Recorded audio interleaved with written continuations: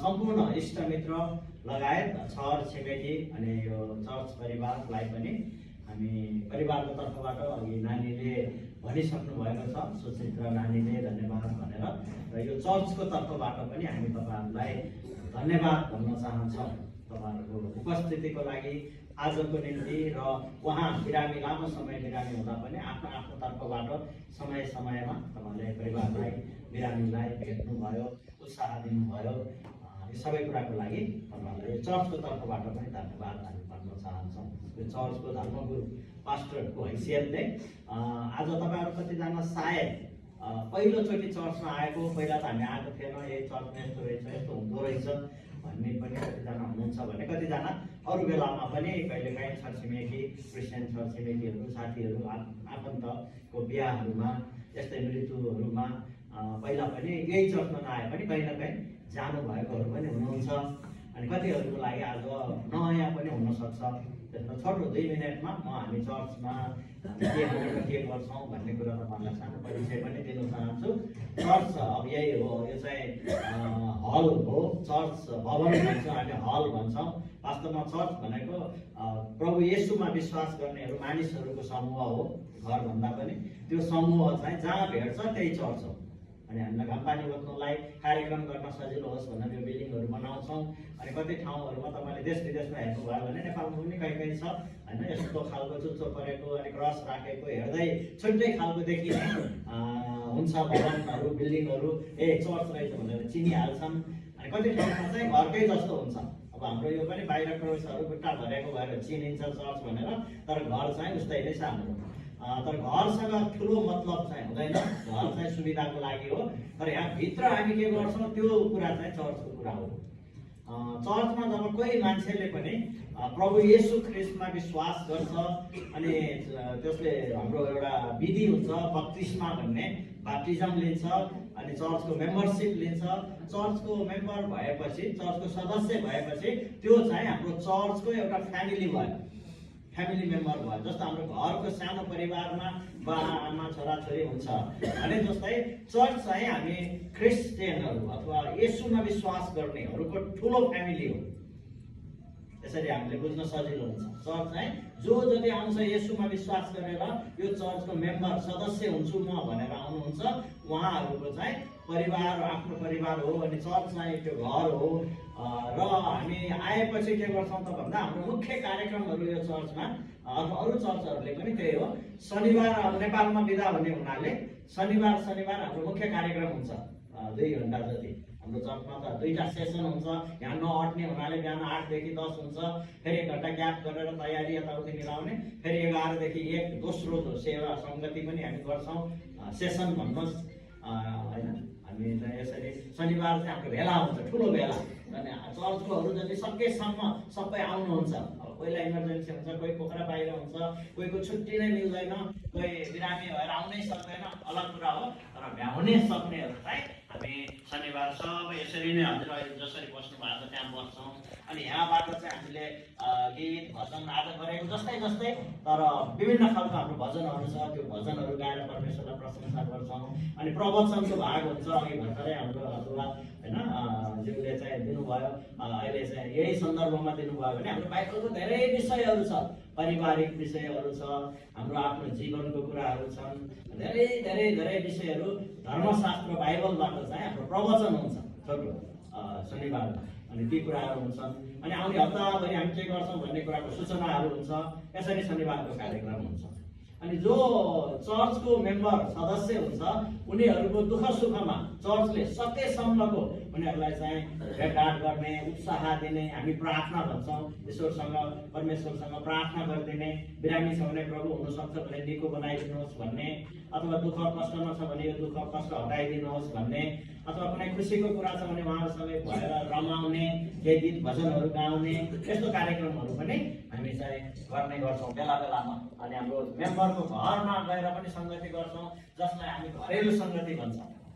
सधैँ होइन, हप्तामा एकपालि अथवा महिनामा एकपालि त्यो हाम्रो चर्चमा आउने मेम्बर परिवारको घरमा पनि हामी यहाँबाट 2-4 जना 5-7 जना गएर अथवा अरू घरकोहरू पनि त्यहाँ आएर कहिले उसको घरमा, कहिले अर्को हप्तातिर अर्कोको घरमा, अर्को हप्तातिर अर्कोको घरमा, यसरी हामी गर्छौँ। त्यसलाई हामी चाहिँ घरेलु सङ्गति भनेर भन्छौँ। भन्छौँ। अनि कसैको परिवारमा बच्चा जन्मियो भनेदेखि हाम्रो बाल अर्पण भन्ने एउटा विधि हुन्छ।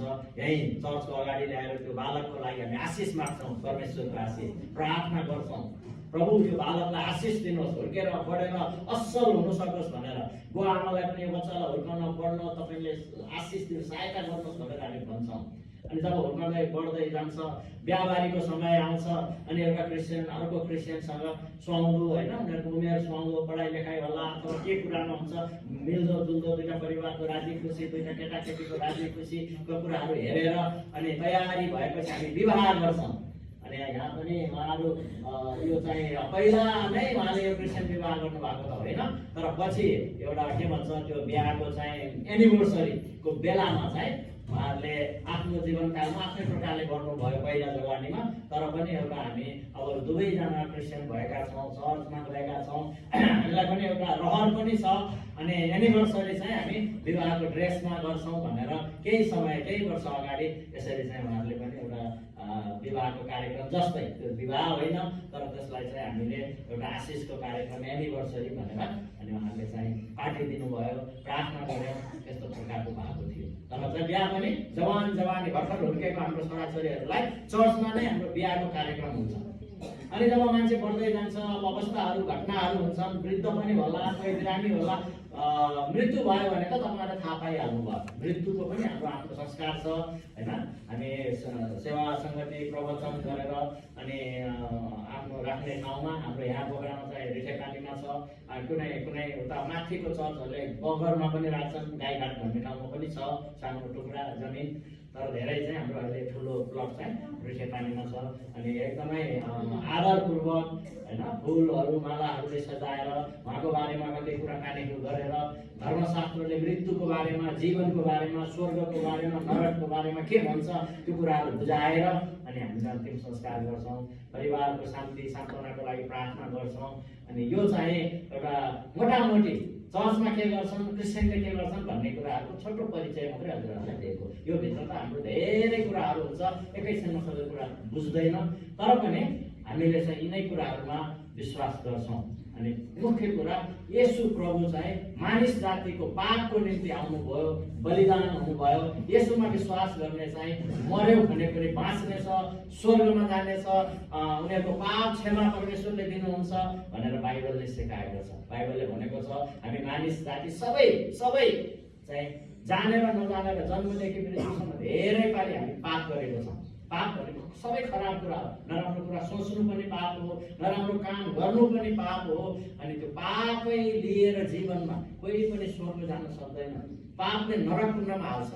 पाप मेटाउनलाई हामीले परमेश्वरसँग येशू ख्रीष्टसँग पश्चाताप गर्नुपर्छ। भनेको हे प्रभु तपाईँले मैले जानी नजानी गरेको पापहरू क्षमा दिनुहोस्, धोइदिनुहोस्, मेटाइदिनुहोस् भनेर प्रार्थना गर्ने चाहिँ पश्चाताप हो। आफू नम्र हुने, आफ्नो पापलाई मानिलिने। जसले पश्चाताप गरेर प्रार्थना गर्छ परमेश्वरले त्यसको पाप मेटाइदिनुहुन्छ। येशू स्वर्ग जाने बाटो हुनुहुन्छ, येशू स्वर्ग जाने पुल हुनुहुन्छ। अनि येशूद्वारा हामी चाहिँ शान्ति पाउँछौँ, मुक्ति पाउँछौँ, पापको क्षमा पाउँछौँ। परमेश्वरले हामी सबै मानव जातिलाई, क्रिस्चियनलाई मात्रै होइन, येशू वास्तवमा एउटा धर्म बनाउन आउनु भएन, क्रिस्चियन धर्म बनाउन भनेर आउनु भएको चाहिँ होइन। तर पछि गएर मान्छेहरू येशूको पछि लाग्नेहरूलाई, येशूलाई इङ्ग्लिसमा क्राइस्ट भनिन्छ, जिजस क्राइस्ट। अनि क्राइस्टको पछि लाग्नेलाई क्रिस्चियन भनेर मान्छेहरूले भनिदिए। अनि यसरी क्रिस्चियन भन्दै येशूको पछि लाग्नेहरूलाई नामै क्रिस्चियन भनिएको हो। वास्तवमा येशू एउटा समूह, एउटा सम्प्रदाय बनाउन आउनु भएको होइन। येशू त सारा संसार मानिसहरूलाई प्रेम गरेर सबैजना आफ्नो पापबाट पश्चाताप गरोस्, पापबाट बाँचोस् भनेर आउनु भएको हो। अनि परमेश्वरले चाहिँ हामी सबैलाई सृष्टि गर्नुभएको हो, न कि एउटा जातिलाई, न एउटा राष्ट्रलाई, न एउटा धर्मलाई। परमेश्वर सबैका परमेश्वर हुनुहुन्छ, हामी सबैका सृष्टिकर्ता हुनुहुन्छ, सबैको पिता हुनुहुन्छ। त्यो नाताले हामी सबै मानव जातिलाई उहाँले प्रेम गर्नुहुन्छ र कोही पनि नाश नहोस् पापको कारणले, पापबाट बाँचोस्, पापबाट फर्केर आओस् भन्ने इच्छा परमेश्वरले गर्नुहुन्छ। त्यही कुरा हामी चर्चमा गर्छौँ। अनि चर्चमा आउनेहरूलाई हामी यही भन्छौँ, अब हामी फेरि पापतिर, अधर्मतिर, अनैतिक कुराहरूतिर लाग्नु हुँदैन। हामी जहाँ रक्सी जुवा तास क्रिस्चियनले त्यो काममा लाग्नु हुँदैन, व्यभिचार गर्नु हुँदैन, आफ्नो जोडी विवाह गरेको पति पत्नी बाहेक अरूहरूसँग त्यस्तो सम्बन्ध राख्नु हुँदैन। यस्ता कुराहरू, यस्तो शिक्षाहरू चाहिँ क्रिस्चियनहरूले दिन्छन्। जति पनि बाहिर कतै हल्लाहरू हुन्छ, मान्छेले नबुझेर क्रिस्चियनहरू यस्तो हो उस्तो हो होइन, यिनीहरू डलर खानेहरू हो, गाई खानेहरू हो, यहाँ उहाँ भन्ने मान्छेले भन्छन्, त्यो चाहिँ नबुझेर हो। पहिला येशूलाई नचिन्दासम्म, क्रिस्चियन नहुँदासम्म मैले पनि कतिपल्ट त्यस्तै सोच्थेँ, त्यस्तै भन्थेँ। अनि भन्नेहरूलाई पनि हामीले अन्यथा लिनु हुँदैन, उहाँहरूले बुझ्नु भएको छैन। तब मान्छेले बुझ्छ सत्य कुरा, यो त असल कुरा पो रहेछ, सत्य कुरा पो रहेछ, राम्रो त यो रहेछ भनेर मान्छेले बुझ्छ। अनि मैले पनि कुनै बेला बुझेको थिएन। जब मैले बुझेँ, अनि बुझेपछि सत्यलाई जब हामी समात्छौँ, बुझ्छौँ, अनि मान्छेले छोड्दैन। अनि हाम्रो चित्र गुरुङ, सुशीला, उहाँको परिवारले पनि उहाँलाई विश्वास छ यही हो। उहाँले जब येशूलाई चिन्नुभयो अनि यसमा निरन्तर उहाँहरू लाग्नुभयो र अहिलेसम्म पनि अब चर्चको सदस्यको रूपमा भएको कारणले उहाँहरूले यस्तो कार्यक्रम पनि आफ्नो चर्चमा नै राख्नुभयो। त उहाँलाई बोलाउनु भयो, आफन्त परिवार इष्टमित्रलाई, मण्डली चर्चलाई। आज चर्चको पनि अझ धेरैजनाहरू आउन सक्नु भएन। आज सायद छुट्टी भएन, आदि इत्यादि भयो, सर्वन्तमा यतिजना आइदिनु भयो। फेरि पनि धन्यवाद। हामी छोटो अन्तिम प्रार्थना गरेर यो कार्यक्रमलाई समाप्त गर्छौँ। अनि तल गएर हामी सबैजनाहरू खाजामा सहभागी हुनेछौँ। प्रार्थना गर्छौँ। प्रभु तपाईँलाई धन्यवाद छ, हामी यतिजनालाई यहाँ भेट्ने मौका दिनुभयो, एक अर्कालाई चिन्ने, केही कुराहरू सुन्ने मौका दिनुभयो। तपाईँलाई धन्यवाद छ। सुशीला बहिनीको जीवनको लागि पनि धन्यवाद छ। जति समय संसारमा जिउनु भयो, आफ्नो परिवारसँग, आफन्त इष्टमित्रहरूसँग रहन पाउनुभयो। कति कुराहरू उहाँको जीवनबाट अरूहरूले पनि प्रेरणा पाए, उहाँको जीवनबाट आशिष पाए। हामी तपाईँलाई धन्यवाद दिँदछौँ। आज उहाँको सम्झनाको निम्ति प्रभु फेरि यो हामीले स्मृति सभा मेमोरियल सर्भिस गरेका छौँ। असल मान्छेको सम्झना हामी गरिरहन्छौँ, सिकिरहन्छौँ, उहाँका जीवनबाट प्रेरणा पाइरहन्छौँ। तपाईँलाई धन्यवाद दिँदछु। यति धेरैजना जो यो परिवारलाई वास्ता गर्ने, प्रेम गर्ने, दुःख सुखमा उहाँहरूको साथमा उभिने मान्छेहरू तपाईँले दिनुभयो। इष्टमित्र, परिवार, आफन्त, छिमेकी, चर्च परिवार, यो सबै कुराको लागि तपाईँलाई महिमा, आदर, प्रशंसा होस्। अब हामी यो कार्यक्रम सकेर आफ्नो स्थानतिर जानेछौँ। बाहिर खाजा तयार छ, त्यो खाजामा पनि हामी आशीर्वाद माग्छौँ। प्रभु तपाईँले जुटाइदिनु भयो, धन्यवाद। परिश्रम गर्नेहरूलाई, हिजोदेखि बिहानदेखि तयारी गर्ने, बनाउने, उहाँहरू परिश्रम गर्ने प्रत्येकलाई पनि तपाईँको आशीर्वाद भएको होस्। हामी खाने पिउनेहरूले पनि त्यसबाट पाएको शक्ति, बल, तपाईँकै महिमा हामी गर्न सकौँ। धन्यवाद। यीशु प्रभुको नाममा।